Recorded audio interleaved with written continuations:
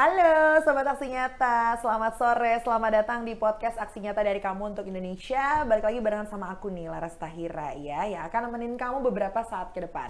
Kita akan podcast ini di beberapa platform, jadi kalau kamu mau nontonin di platform-platform tersebut juga silahkan. Ada di Instagram live ya, ada di Twitter, ada di Facebook, ada di website, semuanya bisa kamu tontonin. Semua akunnya sama di @partai-perindo. Terus kamu bisa juga tontonin di RCTI Plus, bisa di Okezone juga, Sindo News, inews.id juga bisa. Terserah kamu mau nonton di mana ya. Dan untuk sore hari ini kita punya pembahasan menarik nih Sobat Aksi Nyata. Temanya adalah UMKM hebat, ekonomi Indonesia maju. Dan kita sudah kehadiran bintang tamu kita di studio podcast Aksi Nyata. Beliau ini adalah Bacalek DPR RI Dapil DKI Jakarta 1 Partai Perindo, Kakak Sandra Charlotte Leluli. Selamat sore Kak Sandra. Selamat sore Mbak Laras yang cantik juga. Wah, terima kasih loh. Dan seluruh sahabat-sahabat. Sobat Aksi Nyata kita panggilannya. Aksi Nyata. Gitu. Jadi ini Ibu Sandra, tapi karena kayaknya tuh millennials banget, jadi kita panggilnya Kak Sandra gitu. Oke, siap. Tapi sebelum kita bahas tentang UMKM nih Kak Sandra, yang memang ya sekarang tuh UMKM tuh emang luar biasa gila banget ya. Ya, lagi tren banget gitu di mana-mana, dan memang kan ini salah satu target Indonesia juga ya, pengen memajukan UMKM gitu. Kita sebelum bahas lebih dalam lagi, boleh dong kenalan dulu sama Sobat Aksi Nyata nih. Kakak Sandra boleh. Ini kan Bacalek RI ya, DPR RI DKI 1 DKI 1 Jakarta. Nah ini backgroundnya seperti apa? Apa memang dari dulu nih udah into banget sama politik, atau diajakin teman, atau karena doyan berorganisasi, atau seperti apa, silakan? Ya pada dasarnya memang dari masih muda sudah senang berorganisasi. Oh, aktif ya. Berorganisasi khususnya untuk kemasyarakatan. Dari masih sekolah juga. Terus kebetulan saya juga aktif dulu di basket. Oh, ya. Olahragawan juga ternyata. Dulu sempat saya juga ikut platnas di Perbasi. Oh gitu. Kan itu kan organisasi juga kan, walaupun ya. olahraga. Udah gitu olahraganya kan basket banyak orang kan. Gaul. Ya. Jadi mungkin dari situ juga. Dulu juga memang sempat ikut lah SMP gitu, OSIS, SMA, OSIS juga. Kuliah juga begitu. Sama karena mungkin saat itu aktif di basket masih Perbasi, jadi pihak sekolah ajak kita masuk ke Badan Olahraga dan Seninya. Oke. Di back layarnya nih berarti nih. Ya, selalu gitu. Terus di basket di sekolah juga jadi captain. Wih, mantep juga nih Kak Sandra nih. Berarti cewek-cewek ini yang dicari-cari sama cowok-cowok dong di sekolah ya? Ya tergantung. Ngantri nih cowok-cowok nih. Tapi masih banyak yang lain lah, kan banyak yang juga yang cantik, bukan saya aja. Itu masih belum kepikiran politik tuh, masih organisasi aja. Ya, organisasi kayak OSIS gitu, basket udah pasti, karena memang hobi juga. Kuliah ikut masuk gabung BEM? Juga. Enggak, aku kan di UKI, jadi Badan Olahraga dan Seni, jadi kalau senatnya tuh kita Badan Olahraga Seninya tuh kita di koordinator olahraga, kayak gitu, karena mungkin dia lihat dari unsur itu. Dan tuh selebihnya organisasi kemasyarakatan, yang lebih sosialisasi lagi, lebih sosial lah sifatnya, membantu gitu. Sampai akhirnya kegiring nih. Tergiring ke sini. Ke selain di organisasi kemasyarakatan, kita kegiring ke Perindo. Berarti ini partai pertamanya Kak Sandra ya? Partai yang paling digemari milenial juga. Setuju, karena ada Partai Pemuda Perindonya juga. Paling milenial, ibu-ibu mudanya. Kayaknya seluruh masyarakat Indonesia udah cinta Perindo. Bener, karena mungkin itu tadi. Perindo tuh partai bersahabat yang mengutamakan kesejahteraan rakyat. Jadi tuh dicari banget tuh sama ibu-ibu yang paling suka yang tadi tuh bisnis-bisnis itu. Ibu-ibu muda, anak mudanya juga. Gak salah kan berarti saya masuk Perindo, betul gak Mbak Laras? Berarti itu alasan kenapa Kak Sandra ini join sama Perindo, karena melihat Perindo ini partai untuk mensejahterakan masyarakat, itu kunci yang dipegang. Betul, saya selalu ingat kata Ketua Umum kita Haritanu Sudibyo, karena untuk lebih fokus ke kemasyarakatan demi kesejahteraan rakyat. Benar. Kalau yang ya mungkin sekarang ini kalau kamu sering lihat di jalanan ya Sobat Aksi Nyata, misalnya nasi goreng udah ada gerobaknya Partai Perindo, sate atau apa kayak gitu kan, atau angkringan, atau banyak. Starlingan, karena bilangnya Starlingan. Keliling. Itu semuanya sudah. Suka juga ya. Wah, saya tiap malam ke Sandra. Kalau misal, sama dong. Oh iya. Saya kalau mau ke kafe tiap hari kayaknya agak boncos ya. Jadi kita carinya bangkrut. Jadi kita carinya abang-abang Starling aja gitu. Dan kebanyakan udah dibantu oleh Partai Perindo juga kan, gitu. Ya, Jadi banyak. lebih lebih masyarakat lah masyarakat, gitu. Ya kan masyarakat lebih banget enjoy, Partai Perindo tuh kan. Betul. Itu yang dicari sama teman-teman lain seperti Kak Sandra juga gitu ya. Tapi kalau nanti seandainya terpilih nih Kak Sandra ya, apa sih yang pengen diperjuangkan, terutama di dapilnya Kak Sandra? Iya, sesuai dengan dapil yang saya ada di situ, Jakarta Timur itu kan identik dengan ibu-ibu tadi, ibu muda atau ibu-ibu yang parubaya juga masih senang bisnis, khususnya UMKM tadi, secara konvensional ya, khususnya dia bisa berkreativitas dengan ya tradisinya orang Indonesia, khususnya Jakarta Timur kan menengah ke bawah kebanyakan. Jadi mereka sangat giat, sangat antusias sekali untuk UMKM yang sifatnya memasyarakat tadi, seperti itu. Jadi saya fokus ke situ juga. Oke. Tapi kegiatan lainnya Kak Sandra juga ada punya UMKM juga? Enggak, saya justru serencana nantinya ke depannya juga saya mau seperti itu. Nantinya kalau sekarang kan saya kegiatan di organisasi sama kegiatan ada di kantoran, di Sahid. Terus nanti ke depannya memang saya mau menggalakkan juga UMKM seperti itu, mungkin kayak franchise. UMKM kan banyak macam. Betul. Mungkin ke kayak retail seperti itu. Cita-cita ada seperti itu. Cita-citanya. Jadi emang udah mendarah daging juga nih UMKM sama Kak Sandra ya. Dan kita juga tahu ya dalam beberapa tahun terakhir ini UMKM ini menjadi penggerak ekonomi nasional ya gitu ya. Tidak melulu soal generasi milenial ataupun Gen Z, tapi baby boomers juga banyak kok yang sekarang punya UMKM gitu ya. Jadi benar-benar menjadi penggerak ekonomi nasional banget gitu. Kalau Kak Sandra melihat perkembangan UMKM itu sendiri seperti apa? Udah semakin pesat, pesat banget karena memang itu kan yang dijargonkan oleh pemerintah kan, UMKM-nya digerakkan, pemerintah mau seperti bahkan ketua umum kita juga hari tamu juga seperti itu, jadi ya sangat pesat sih pergerakannya karena waktu COVID lalu-lalu kan yang laku kayaknya UMKM ya. Betul, online. Ya selain online ada juga yang tatap muka seperti tapi kan take away. Iya. Tetap bungkus. Iya, tetap bungkus. Nggak bisa makan di tempat. Iya. Dari mulai COVID sih memang ya UMKM ini, cuman memang ada beberapa daerah yang agak kurang bisa terjamah, akhirnya omsetnya menurun. Tapi sekarang ya untungnya sih sekarang udah mulai kembali normal gitu ya. Karena udah terlalui itu COVID-nya. Betul, dan semoga sih semakin maju sih UMKM di Indonesia ini, termasuk sampai ke pelosok-pelosoknya gitu. Apalagi kalau kita omongin dapilnya Kak Sandra nih, Jakarta Timur, banyak banget juga itu jajanan-jajanan di situ ya. Lengkap. Yang termasuk UMKM. Itu dia. Kambing, ya kan, nasi kebuli itu banyak banget. Nasi uduk lah, semuanya deh. Macam-macam. Makanan tradisional yang jadul-jadul. Semua di situ. Kue ranggi. Iya, apa itu? Kue ranggi. Oh, itu yang makanan kayak daerah. Pakai tepung, itu kue Betawi. Oh, yang khas Betawi. Yang kasih gula putih. Gula merah cair. Aduh, aku belum pernah nyobain itu kan lagi. Banyak itu. Iya, cuman itu masalahnya mungkin ya Kak Sandra ya. Problemnya di situ. Banyak pedagang-pedagang UMKM kecil yang kayaknya tuh agak susah nih untuk adjust sama teknologi zaman sekarang, dunia digital gini. Nah, Kak Sandra nih ngeliatnya gimana? Apakah memang perlu pelatihan khusus kah? Atau, karena kan mungkin kalau kita berbicara tentang generasi sebelum millennials, itu nggak semua bisa adaptasi sama teknologi gitu. Ya, memang itu kendalanya ada di situ. Tapi kayaknya itu jangan dibikin suatu hal yang berat dan jadi problem. Pusing juga mereka pusing juga. Karena memang dunia sekarang kan dunia digital. Banyak milenial juga udah pintar digital, ibu-ibu juga semakin pintar digital. Tapi memang ada juga di bagian-bagian tertentu ibu-ibu yang masih belum bisa juga mengikuti cara digital teknologi dengan tetap menggunakan cara konvensional tadi. Tapi semuanya itu kembali lagi memang harus mau tidak mau kita harus belajar. Ibu-ibu tersebut atau milenial itu semakin canggih ya sudah menggunakan digital atau gadget tadi, dia semakin pinter karena persaingan ya, dunia itu persaingan semakin ke sana, teknologi semakin lebih canggih. Harus melek digital. Tetap diedukasi dalam hal digitalnya tadi, baik itu juga yang konvensional tetap diedukasi dalam hal cara menciptakan lapangan pekerjaan atau penghasilan dari UMKM tersebut, misalkan kreativitas anak muda ataupun ibu mudanya untuk membuat menu-menu makanan atau tidak hanya makanan, hal lain lah, apapun juga. Semuanya kreativitas dan kreasi dari anak-anak bangsa itu sendiri, khususnya bangsa Indonesia.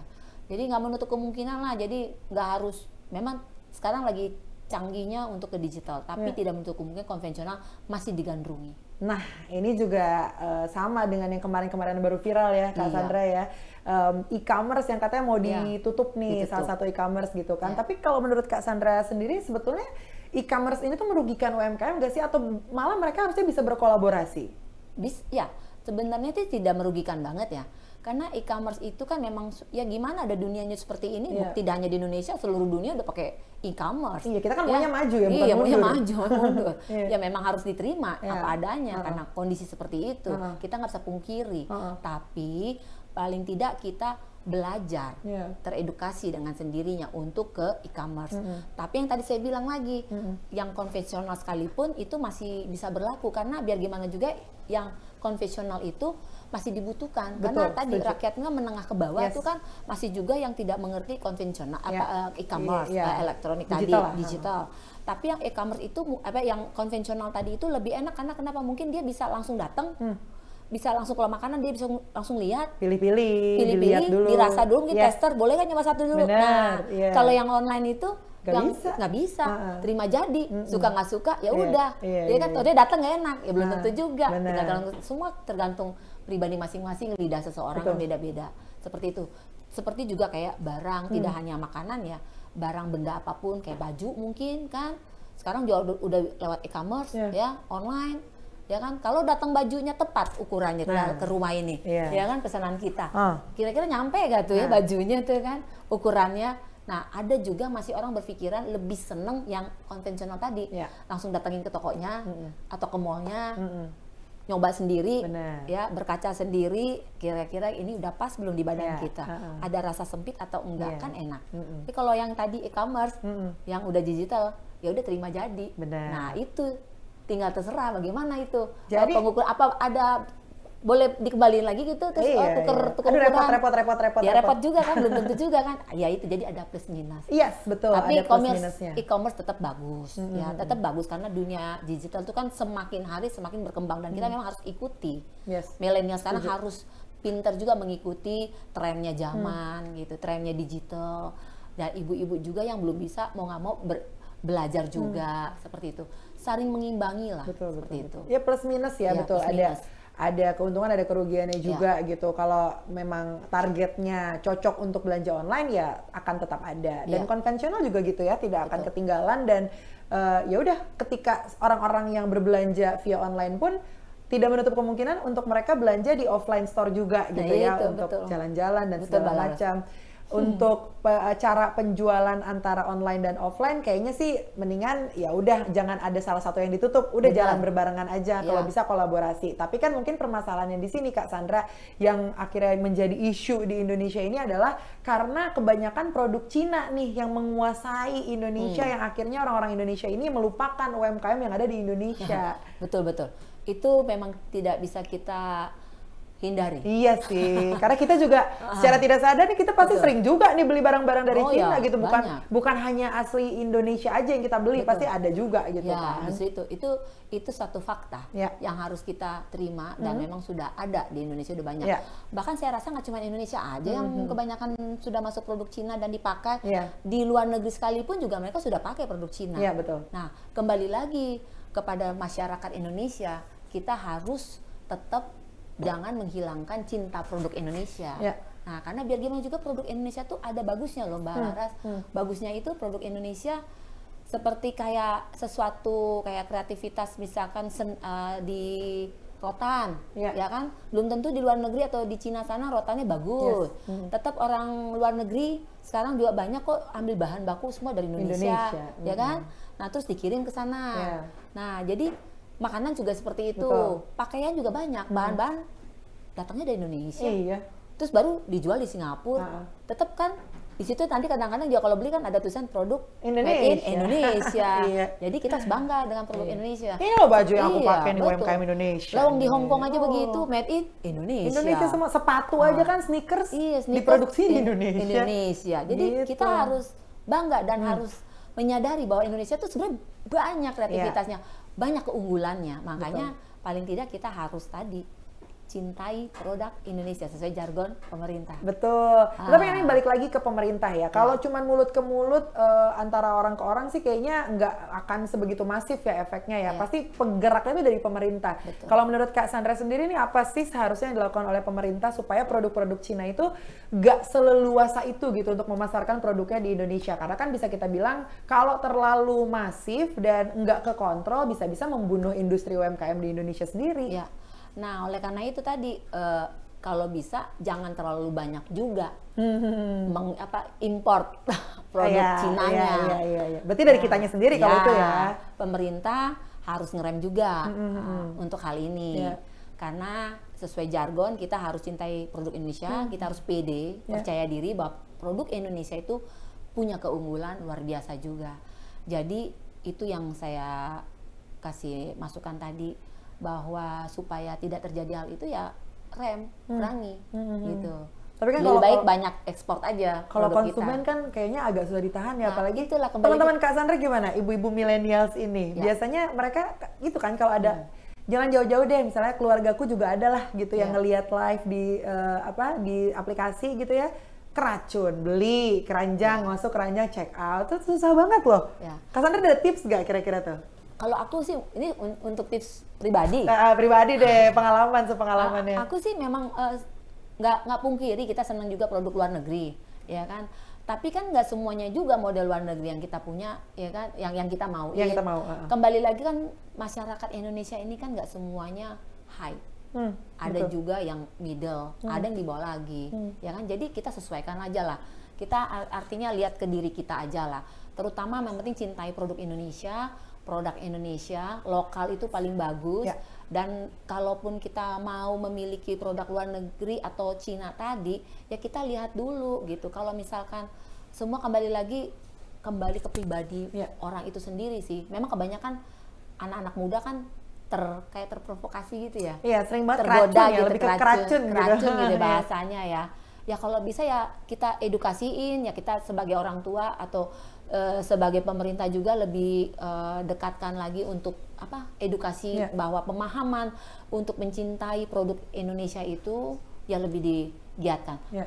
Sebenarnya kesungguhan hati itu mesti punya rasa kepedean sih, pede untuk menggunakan produk Indonesia. Betul, setuju. Contohnya kayak batik, ya kan akhirnya luar negeri sana presiden luar negeri aja Amerika pada pakai batik. Atlet-atlet luar negeri semua pada suka sama batik. Amerika pakai batik, di sana di Eropa juga semua kebanyakan udah cinta batik. Batik dari mana? Dari Indonesia. Jangan ada yang ngeklaim aja ya. Iya, semoga jangan ada yang ngeklaim. Jangan sampai, karena dari dulu Indonesia udah terkenal dengan batiknya. Seperti itu. Akhirnya juga milenial kita semua juga sekarang kan punya style kan, kalau dengan batik dipadu-padankan jadi kesannya sporty kan. Nggak harus acara formal aja ya. Jadi harus formal, hari-hari biasa pun sudah bisa menggunakannya. Setuju. Jadi cintailah produk Indonesia intinya. Tapi emang itu sih intinya ya, kita harus mencintai produk kita sendiri gitu. Karena kalau bukan kita siapa lagi, ya kan? Dan balik lagi, produk-produk Indonesia itu luar biasa, sebagus-bagus itu kok kalau kita mau explore gitu ya. Karena banyak UMKM Indonesia yang keren banget. Dan ini juga berkaitan dengan Partai Perindo ya. Campaign aksi nyata dari kamu untuk Indonesia relate dengan movement yang dijalankan oleh Partai Perindo. Produktif, solutif, modern, bersih berintegritas, peduli, dan juga turun tangan untuk Indonesia sejahtera. Jadi buat Sobat Aksi Nyata yang pengen bergabung juga bersama Partai Perindo ini, kalau memang ngerasa visi misinya tuh sama kayak Kak Sandra tadi sebutin gitu ya, bisa langsung masuk aja ke websitenya kita di www.partaiperindo.com untuk bisa lebih tahu lagi info terupdate-nya, dan bisa lebih simple kalau kamu download aplikasi Partai Perindo. Bisa di-download di App Store atau Play Store, atau sekarang juga bisa kamu scan barcode yang ada di sini nih. Ada kan? Nah, tinggal scan aja, udah deh bisa ke-download aplikasi Partai Perindo-nya ya. Kak Sandra, terima kasih banyak sudah mampir di podcast Aksi Nyata. Sama-sama. Semoga terpilih pastinya. Amin. Dan semoga bisa menjalani amanahnya dengan baik gitu ya. Dan yang pasti ini bisa memberikan insight banyak buat kamu ya, Sobat Aksi Nyata yang menyaksikan podcast ini. Terima kasih juga untuk Partai Perindo yang selalu bergerak dengan aksi nyata. Semoga Partai Perindo semakin sukses dan juga maju terus untuk Indonesia sejahtera. Salam Aksi Nyata dari kamu untuk Indonesia. Laras Tahira pamit dulu, kita ketemu di next episode. Dadah! Marilah seluruh rakyat Indonesia, arahkan pandanganmu ke depan. Raihlah mimpimu bagi nusa bangsa, satukan tekad untuk masa depan. Pantai itulah pedomanmu. Hentaskan kemiskinan cita-citamu, rintangan tak menggentarkan dirimu. Indonesia maju, sejahtera tujuanmu, nyalakan api semangat perjuangan.